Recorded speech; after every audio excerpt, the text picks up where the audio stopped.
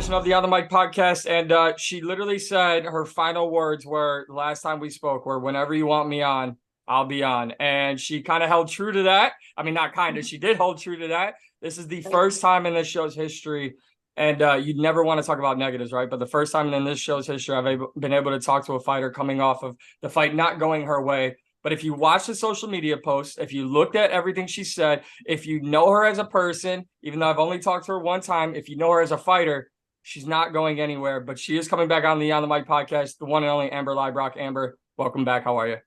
What's up? What's up? Thanks for having me back on. Yeah. And I told you I'd come on whenever you wanted me to. I got you.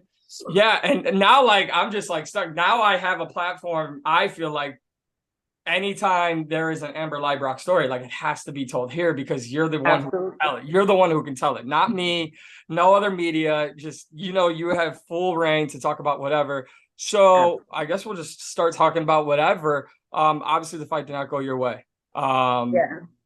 And I know how driven and how motivated and how serious you were coming into that fight. What, if anything, like, can you take away from that night? I mean, I'm fucking devastated, right? Like, I'm heartbroken because you can literally do everything right and it still just not go your way, Like, I felt so good. Felt so good leading up to the fight. I felt so good at weigh-ins. I felt so good in the back. I felt so good in the cage. And this game is literally just like a game of inches, and I made one fucking wrong mistake. I watched the fight back in slow-mo, and I just for a second just made a wrong mistake and gave her the arm. And I mean, once she had the grip on it, she had the grip on it, and I couldn't get it back. I made multiple mistakes. But what can I take away from the night is, well, at least from the whole season altogether, like, I came into the season really, like, wanting to prove that my mental had gotten stronger, wanted to prove that the same things that held me back in Bellator weren't going to hold me back this time, which they didn't, mentally, all of that, confidence wise. Like, I believe everything I say, like, I am the greatest 145-pound woman that ever lived, and I just haven't been able to prove it yet or to show it yet, because my last two performances, like, I didn't get out off the starting block at all, so there's a lot of things to take away from the night. There's a lot of things to take away from the season. I had a great season, even with just the one head kick. Like, they're going to be talking about that head kick for seasons on seasons, you know what I mean? Like, and yeah, like, there's not really much to say except that just I'm so fucking disappointed, because I really did. Sorry, my camera's going crazy. But I really did. I did everything right, man. I did everything right. I felt so good. And not every opportunity is made for you, I guess, and some people's stories are different. But I promise, like, this ain't it. Like, I'm coming back. Like, fingers crossed, PFL has me back next season. And, we're coming guns blazing still. Like, I'm not going to quit until I get what I want, and that's that belt, that's that $1 million. And yeah, so we're still here. Definitely still here. A lot of things I want to touch on about what you just said. First and foremost, I've kind of got to get away from being like, oh, I'm not trying to play favorites. Like, this is a different podcast. So every time I talk to an individual fighter, I'm talking about them, for them, to them, with them. And did you notice right away that she didn't want to stand and trade with you? Yeah, I knew that. I just want to throw that out there. I just want to throw that out there. I knew it, and I made, like, we were ready for her to shoot in. We were ready for the takedown, but like, literally, once you get to a certain level, it is a game of inches, you know what I mean? And I don't have the same amount of cage experience as some of these girls. I don't have the same, like, even though I've been fighting for 10 years, most all my fights have finished in the first round, whether I'm being finished or I'm finishing. It's kind of how the story of my career has gone so far. So unfortunately, I am learning it in there sometimes. And this season was a real big eye opener. It was a big learning process for me. Hats off to her and Larissa. They'll be in the finals. We already pretty much know how that one's going to go. And yeah, we'll all be back next season. Like, let's all just try again. I'm not the only one that lost this season. I got pretty far, especially for being my first first season. I got a lot of love, I got a lot of hate, but it is what it is, you know. With that said, and I'll just be very blunt and straightforward and unfiltered myself, you're a fucking highlight. Like the PFL reel that will play throughout the rest of this year includes your head kick, includes your puncher's chance commercial. Like Amber, you're not walking away with $1 million and gold, but I mean, pretty damn good runner up play. Like no one wants to be runner up, but your highlight will forever live on in the PFL. Your Yeah. commercial will run for the rest of this year and beyond with puncher's chance. Like you Yeah. have been able to elevate, and something I want to talk about with you later, but you've been able to elevate the touch 'em up, the Amber Leibrock brand. Like that's got to mean something, right? Yeah, no, it does. It means a whole lot. You know, I'm actually doing something pretty cool with PFL tomorrow as well, because if you can tell, I'm still in the hotel. I'm still here in New York. I've been in New York because one of my coaches and teammates is an alternate for the 55 division.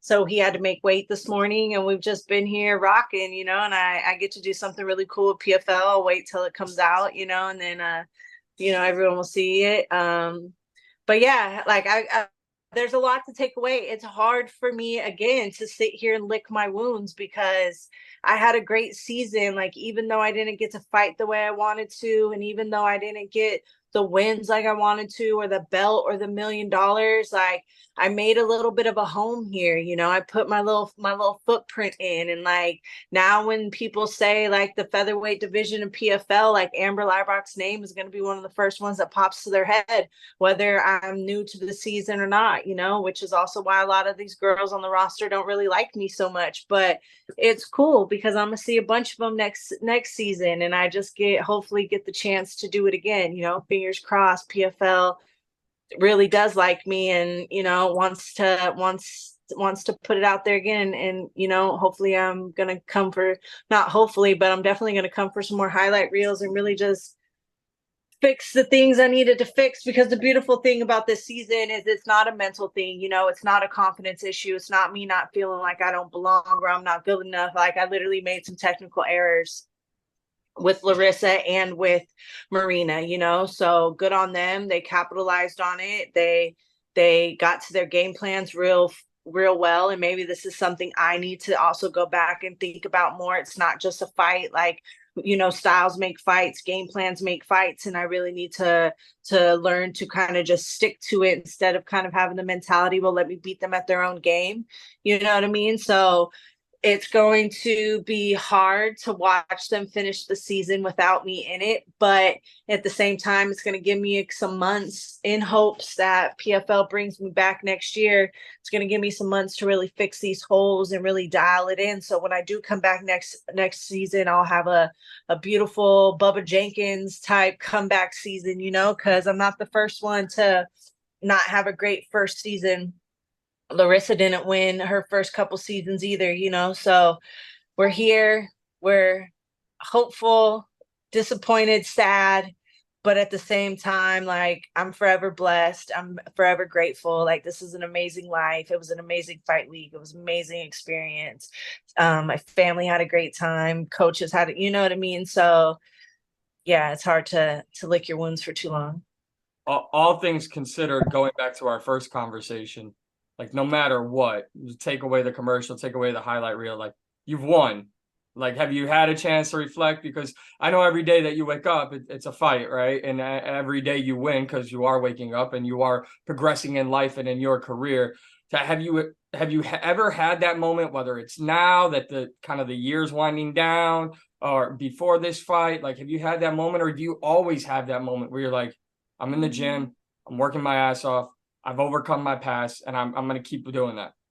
Yeah, I mean, every day is that kind of moment, you know, like I say it all the time. I've said it in multiple interviews, like I've already won, you know, people where I'm from, like my friends, family, like everybody loves and supports me, and everyone's just excited to watch, you know what I mean? Like, and I'm a real person. I don't have a persona. I don't have this fake, you know, thing I put out for the internet or for people to like me or this is that or the other. Like what you see is what you get. What I say is what I mean, you know, and I believe it 100%. Everything I say, I'm truly, truly mean. I'm not pretending to be something I'm not. And I think that especially when like for people that have been watching me grow up since I was a kid, like they know like this is my authentic self, like I'm putting it out there 100%. You know, you see me cry, you see me laugh, you see my ups, you see my downs. And I think for some people that resonates a little bit more because I am like a real person. You know, it's not just this fictional fantasy character that's like, you know, like no bro, like I'm struggling too, like, and I'm putting it out there for everybody to see. I'm not trying to hide it. You know, MSG, like I cried. You can ask Marina, like she stopped me in the hallway, like I'm crying my eyes out. I see my family in the stands, I'm crying my eyes out. I don't care who's watching, I don't care who's around for that, because this is my life, you know, these are my emotions. So just as much as I, you know, don't hide the highs, I don't hide the lows either. And I think that you know, is kind of some of the reason why people resonate or like me a little bit too, is because they know that they know it's authentically like me 100%, no matter what it is. Yeah, and that's one of the biggest reasons why when you said you'll come on the show whenever, I was going to hold you to that because there's not many fighters like you, and that's something I want to ask you about later. But right now, just kind of focusing on the here and now. But where does that kind of all come from? Is it from everything you've been through in life? Is it from being in a sport where, you know, and I say this all the damn time, and I feel like a broken record, but you know, here in America, it's just if Tom Brady had a bad game in the NFL, he had another game on Sunday and another game this Sunday after that. You know, I don't have to tell you that there are some fighters who never make it to the big stage and they're fighting for Yeah. $500 and they can only sell 2 tickets.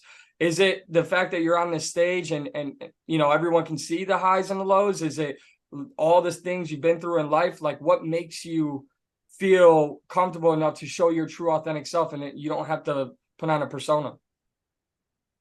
Well, I think it come from like way before, right? Well, one, you know, like I was raised by a bunch of peoples and gangs, you know. So like if you already know like respect, loyalty is everything, right? Being true to your word, like being 100% on what you say, who you are, you know. If not, like people from the hood or like the homies are gonna call you out, you know. So I think being so young and growing up in that kind of environment like is what shaped me to always be real, like always be 100%. And I also being in the sport, like you see the fake, right? You see a lot of people like doing it for Instagram or pretending to be this way or pretending to be that way or, you know, just not ever truly being themselves. And for me, like the whole reason I love this sport is because it's self development. Like every time you step on the training floor, you're developing yourself. Every time you step in that cage, you're developing yourself. Every fight camp you go through, every fight, you know, you're constantly developing yourself. And so you hinder your self development if you're not being true to yourself or being 100%.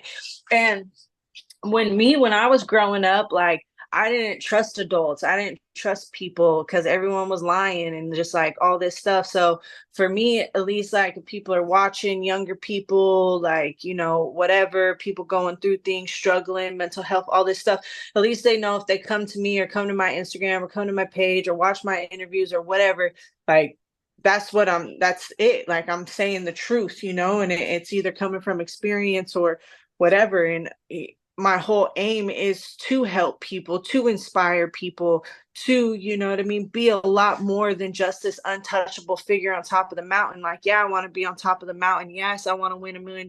Yes, I want that belt. But at the same time, I always want to reach people more than I reach anything else, you know, because at the end of the day, that's what matters. Like I'll be old, one day I'll be dead, I'll just be dust in the fucking in the world, you know, and but everything we leave behind us is actually what matters, right? Because that's what's going to shape people and grow people and things like that. So I don't know. I guess it's a lot of stuff that makes me okay with being who I am. Well, thanks for the goosebumps and the chills. I mean, obviously, I know Right. there's a lot that goes on that makes you who you are. I credit you a lot because, and this is you know one thing I really want to ask you about because you know you look at your page after the fight, and you know you said you know you were in the stands, and you were crying, and you were You did what some fighters do. You had a post, and then immediately it was just back to normal activity for you. Some people go ghost, they go dark, they shut down all their social media. Some people have excuses, and then some people just focus on, all right, well, the fight's over, I'm over it. I'm also got my hand in this business and that business, and I do this thing, and I'm an Instagram model, and I'm this and I'm that, and it's just on to the next thing. For you, it was just, I'm gonna just take this head on. And when I saw that, I was like, I have to talk to her again, because that's so beautiful. So when you look at how there are other, specifically women in this sport, who turn from the fight to something else, whether it's a modeling career, whether it's a podcast, no matter what it is, sometimes you'll see them go from one avenue to another. Why was it, and why is it so important for you to just continue to just be like, I am Amber Leibrock, the fighter, I am authentic, and I'm not going to change up who I am or what I do? Well, because, I did that, right, for the money thing. I did the OF thing because I was broke. Like, I needed that. It was a really big niche, right? Everybody was really into like fight chicks doing that.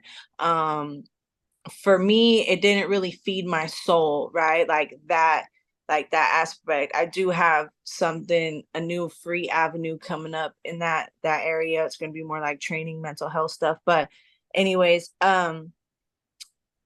for me, it just doesn't feed my soul, right? But other, like, it's hard out here to be a female fighter, right? So I don't ever knock anybody, bro. Do what you do, make your money, boo boo. Like, however you need to feed your family, you need to take care of your shit. And if fighting ain't doing it, then you need to use what you got to get what you want, like, and for a lot of female fighters, like, it's too hard to struggle. Some got kids, some got this, some people have wanted to be a fighter for money, and so when you start fighting and money's not what's coming, but these other avenues got so much money involved, like, it's hard for people to say no. So everyone to each their own. For me, I've always wanted to be a fighter because I've just wanted to prove that I could fight, like, to have performances, to fucking fist fight. And I think that that's why I'm so disappointed in the way this season ended, because it ended so quick that I didn't even get to really show myself.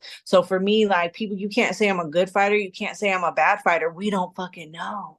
We don't know, it's not like I'm getting hurt. It's not like these devastating like stoppages, or I'm not like on a BJ Penn. Like, it's so close, like, it's so right there, like, I'm literally just missing by inches and like tiny little things. So for me to not just keep on with what I'm doing and keeping on my path and keeping on just who I am, you know um it just wouldn't feel right to me. So this is why I'm not giving up. And you see my Instagram go right back to normal, because this is my life. Like, you know what I mean? I got 6, 7 more years in this thing. Who knows how long I want to fight for?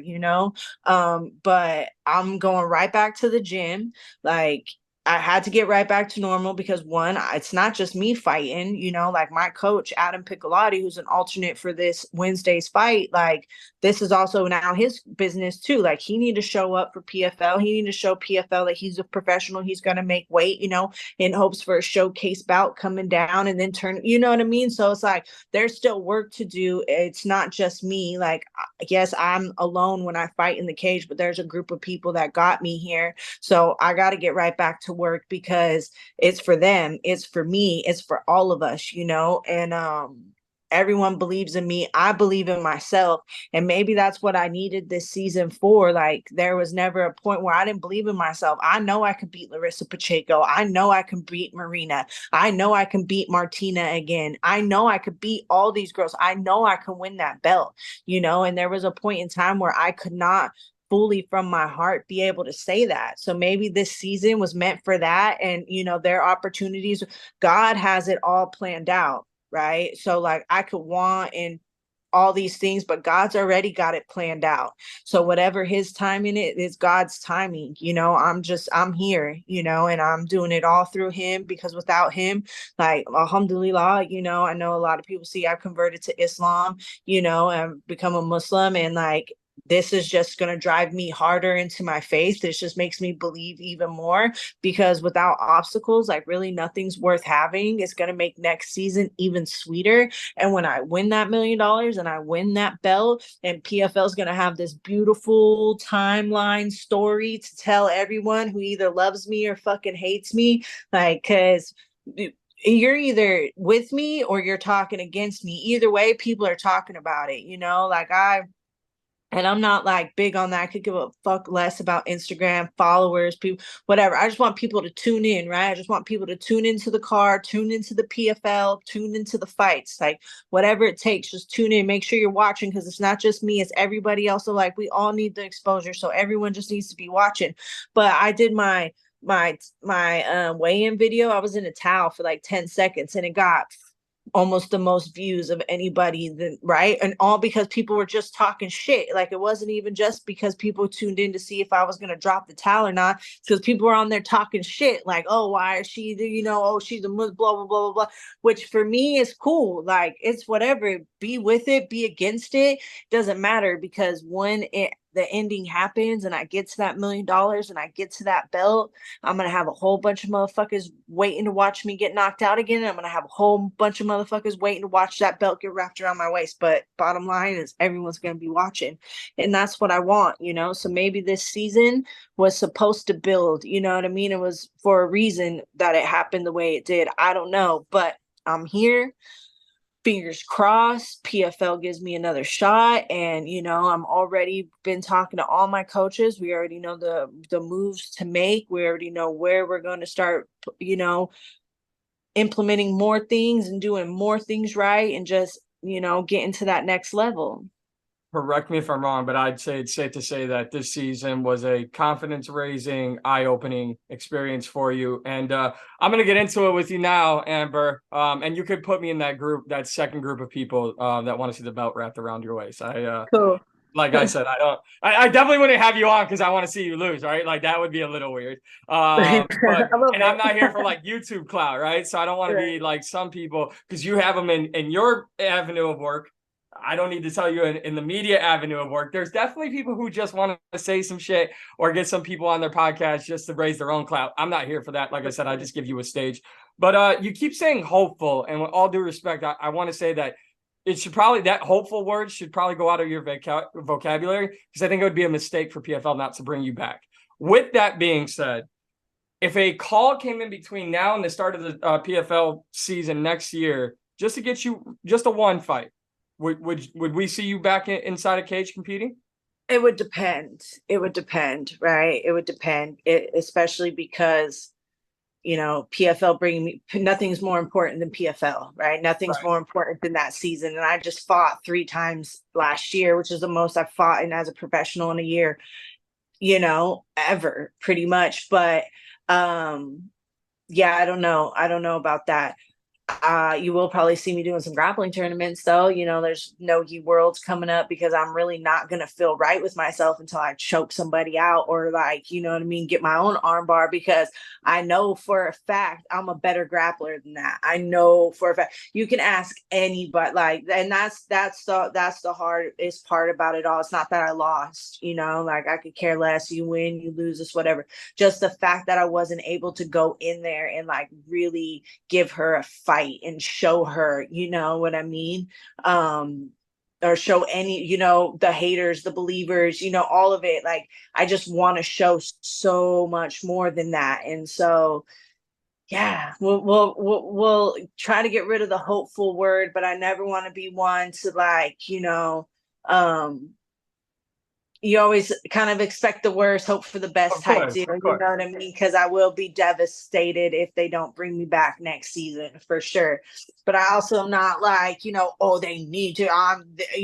Like, you'll never catch me being one of those kind of people. You can ask anybody I work with. I'm pretty easy to work with. Like, I like to make friends. Like, you know what I mean? Like, you don't make a lot of friends like being a fighter, because you're in the gym all the time. So when you like come to PFL, you see the same people all the time, the same faces, like, like you start to get a rapport with them, so you want to be nice and stuff like that. But I would never be demanding like, oh, well, you guys should need to bring me back because I'm a blah blah blah, which is like, shut up. Like, and I don't care how much, how many accolades you have. Like, you should never act like that. So, but that's just how I am.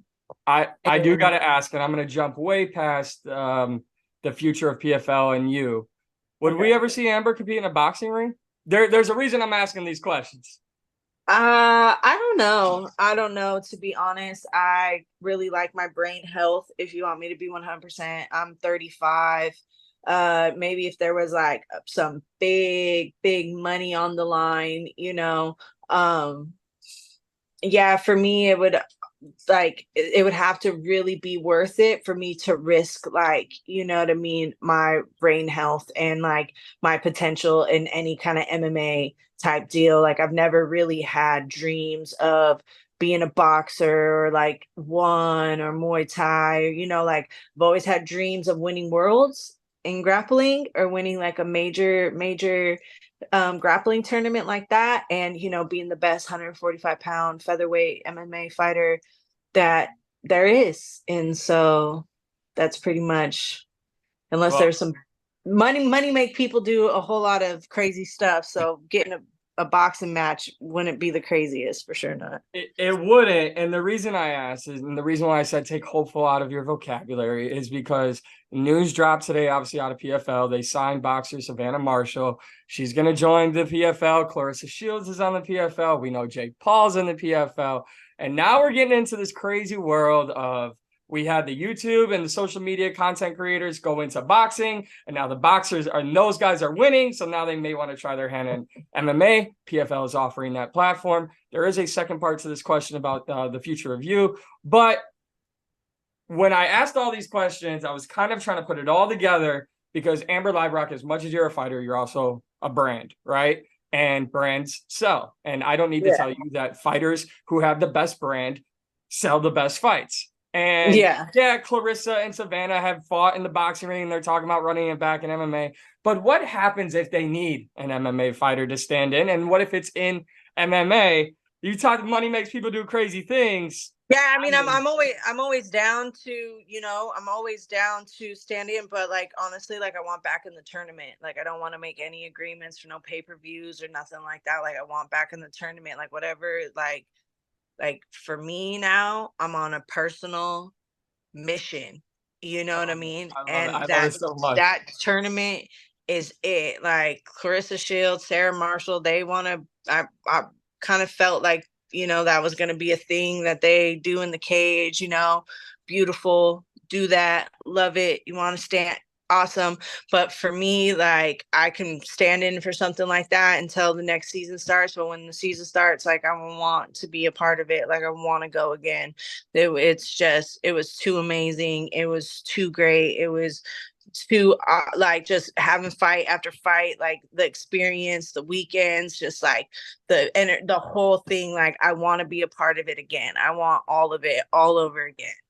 I don't know how anyone who will watch this, and hopefully we get plenty of people to watch it, won't become a fan of you if they're not already. Because I knew it the first time we talked, and I'll, just throw myself out there and embarrass myself. The first time we talked was one of the most emotional days of the year for me, on personal reasons. And to get through the interview, there's a few touch and go moments for me with you, but I was immediately a fan after speaking to you the first time, and this is why I was so thankful for you to come on today and have the conversation we're having, because I think it's a beautiful conversation. I think fighters, media, and everyday people can really pull away from this conversation, not being arrogant. I give all the credit to you. But with all that being said, so we talk about the season. There's a big rumor that obviously you've heard, your former home, Bellator, possibly merging with PFL.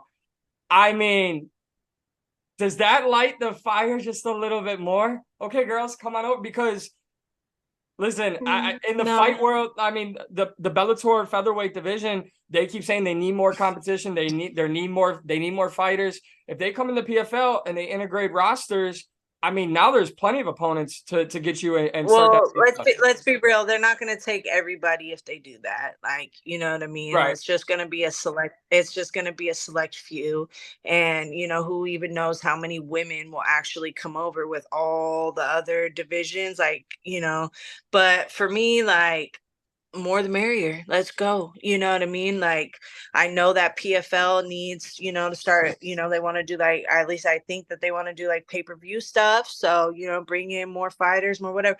I could care less. All I care about is getting back in the tournament next season. Whoever's in it is in it. Does not matter to me. All I want is back in that tournament. I want my chance again. I want to do it again. I want to, like, that's all I care about. Bellator coming over, cool. I've fought a bunch of those chicks already. There's a few I would like to fight again. They come over, they don't come over, awesome. Love it. Clarissa Shields, I think is amazing. Come on, you know what I mean? What's happening next season for the tournament, because that's all I'm worried about. That's all I'm worried about is another season, a chance to do it again. Like, because I know I can give way more than that. Like, I know. Do you want anyone specific in that tournament next year? No, You don't care. I don't care. No, I'm sure a few people want me, but yeah, no, I don't care. The only person I want, is I want to meet Larissa Pacheco in the finals. Like, that's So that's it. the only one. That's the only That one. that's the dream fight to me right there. All the way up, me and Larissa in the finals. Like, that's my dream fight. At this point, no other fight matters. Whatever's happened in the past, nothing else matters. Even Marina armbar, cool, whatever. There's no other fight that I want than the Larissa Pacheco fight in the finals next season. That's it. And that's going to be it freaking at the top of my head until that shit happens for sure. Now, is there something specific about this experience with the PFL that has you this way? Because, and honestly, I think it's beautiful. But you just keep going back to the tournament. You want to be back in the tournament. Is it the lessons you learned? Is it the experience you had? Is it Yeah, it was just activity, amazing top to quality? bottom. Yeah, it was just amazing top to bottom, being able to fight so many times in a year, to be able to fight in so many different places, to see these same girls, the same like, you know what I mean? And like, and even with the fan engagement, like they get like hooked on fighters, like they want to watch you succeed or fail or progress or whatever. It's just a great experience to be a part of. Like, it really is a great experience to be a part of. I love working with the PFL staff, all the way up to like, the photographer. Like, everybody is just amazing, and like, I want to just, do it all again and succeed every way all the way through, so yeah. I know there's no days off. I know that you're getting right back to work once you get back home. But what does Amber Leibrock do to break away or to enjoy some time outside of sport? I don't. Maybe that's my problem. Maybe I need to do more. Yeah, no, I don't do much. Like, I'm in the gym all the time. If I'm not, like, especially lately since I converted, like, any kind of free time I have, I'm just learning, my faith, learning my religion as much as, I can possibly cram into my brain. And then I would just like to be with my dog. I like to be at home. I'm a chill person. I'm a homebody. I don't like to do too much, even though I did tell myself I was going to start like going outside more, because I live in California, right? California is amazing. The government there sucks, right? Our governor sucks, all that. The laws suck, but it's such a beautiful place, and I don't see enough of how beautiful where I live. So I did tell myself I was going to try to start to do that more. But other than that, like, catch me at home with some Rick and Morty on. Like, bam. Like, I literally, watching fights. I Like, have a that's it. blanket on my on my couch here. I love that. Yeah. Um, Like, shit, I'm tired. well, I was gonna say, because I'm actually going to California for the first time in October for Bellator 300. I've never been to California. I've never been west of Illinois. I was gonna ask for some tour tips, but if you're Yeah. not going outside, I'm again. I get no, I got a few. So you message me when it gets closer. I got a few places I can tell you. You're gonna have to drive, but I got you. I'll definitely have to do that. No, and I think there's such a beauty to it, and maybe I don't want to keep you too much longer, and I thank you for all your time. But whether it was converting your faith or overcoming your personal battles or overcoming what happened in your childhood, like I kind of asked this earlier, but what made it all click for you? Because I'll be honest, I know people who are like they work, work, work, and when they work, they're the greatest workers in the world. But if you give them a little bit of freedom, you're like, like I think a perfect example of, going to another sport here being based in Chicago, which is where I was born and raised. In the infamous Chicago Bulls documentary, they were like, we got to go let Dennis Rodman, we got to let him go to Vegas 48 hours before a playoff game. And you're like, what? Like, in what world? And I for yeah, your sport, it's just different. You can't really, sure, there's people that have done it, but what's happened where you've just kind of put it all together to go, this is just my sole purpose and focus? I did all that. I was addicted to drugs all the way up until I started fighting. Like, all I did was party my entire life. Like, I never played a sport. I didn't graduate high school. You know what I mean? Like, all I did was go to rave. Like, when I was done gang banging and fucking around, I started going to parties and raves, and like, I was great at that. You know what I mean? Like, I was great at taking drugs. I was great at having a good time. Like, I've been to some of the fucking dopest parties in the world. I've been to some of the sickest concerts. Like, I was a security guard at the music hall, Warfield and the Fillmore in the Bay Area from the time I was like 15 to the time I was like 22. You know what I mean? So like, that part of my life is done, and I don't even like to drink because I'm not a very happy drunk. I get pretty like vicious. I get pretty violent. So, and now like in being a Muslim, I can't drink. So it all works. I've done that, been there, done that, and now it's just time for me to stay focused. I'm not getting no younger, so I'm definitely gonna take advantage of, you know what I mean, like being in the best shape of my life. I'm literally at my physical prime, so like I'm just gonna give everything, the rest of what I've got, like, into it. And yeah, it's pretty easy to not want to go out and fuck around and do stupid shit. Like, I'm trying to settle down. I'm trying to like, not saying I'm ready for a husband, but I'm just trying to do chill shit. I'm just trying to like do something fun with someone that just wants to like relax and like not fucking be all over Instagram and like fucking chase around girls and fucking do how like, can we just chill out? Like, I'm too old. Like, it's time to relax. I might have to clip that, just the audio, and just put that on my dating profile. Like, that's There, all I want. That's literally there all you I go. Right want. there. Can we just Like, that's relax? it. Just someone who chills. No, well, I really appreciate your time. I really appreciate your Thank you. openness and your willingness to talk to me. So we Okay. have something in the works with PFL tomorrow. You have something new coming out, more toward something free, more towards mental health. Anything Yeah. you have going on? Yeah. That's pretty much about it right now. I got something cool going out here in New York with PFL tomorrow. Not just me. I think Clarissa Shields will be there. Sarah Marshall will be there. So, you know what I mean? It'll be a unfight related type deal. And then yeah, I got a free fan site coming out soon, nothing explicit, nothing, that most people are probably used to, but I'll have a free fan site coming out soon where everyone will be able to sub for free, and I'm gonna, get real active on there and just be there for people or whatever. And yeah, that's pretty much all I got going on right now. I'm back to the gym, getting ready for next season. Before I let you go, I want to ask about the fan site real quick. You said you want to be there, interact with people. Is Yeah. this is this something where you more so are looking as an avenue to let people inside the life of a fighter or get to know you, and you Sure. want to help people at the same time? Sure, I get a lot of questions like when I do like those Q&A things on Instagram. Like, yeah, I get a lot of people like doing like some like, asking some like stupid questions. But, I got a lot of people that want to ask questions, ask for advice, like up and coming fighters, things like that.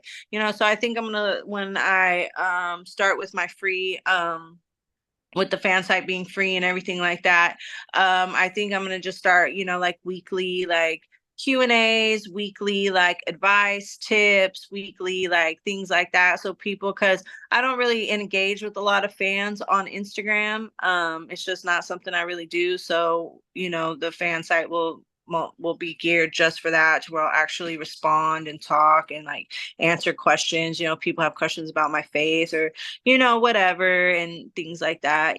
So Oh, Yeah. I commend you on that. I commend you and thank you for giving me not only a lot of your time, but doing so quickly after your fight. No It's problem. it means a lot to me, more than I I could appreciate probably it. like put in words for you. I'm just some guy with a microphone. So the fact Well, that we're still people even after we lose, you know. So I think it's important for people to know that, especially other fighters. Like, who fucking cares? Like, get your fucking ass up and do it again. You know what I mean? Like, you know, what are you gonna do? Just sit down there and cry about it? Like, no. If you're able to and you got the body and you know you're in the right place, you're doing the right things. Like, get up and just do it again. Like, just keep doing it until you can't no more. well, your personal story, and I think I said this to you the first time, your personal story is a personal motivator for me. I think people around me have never seen me so active on this YouTube channel, so that's a good thing. Cool. And you're part of the reason for that. So thank you Love so it. much for all of your time. Cool. And I won't be bothering you anytime soon. You will hear from me before the California trip, though. Yeah, maybe we'll do another one soon.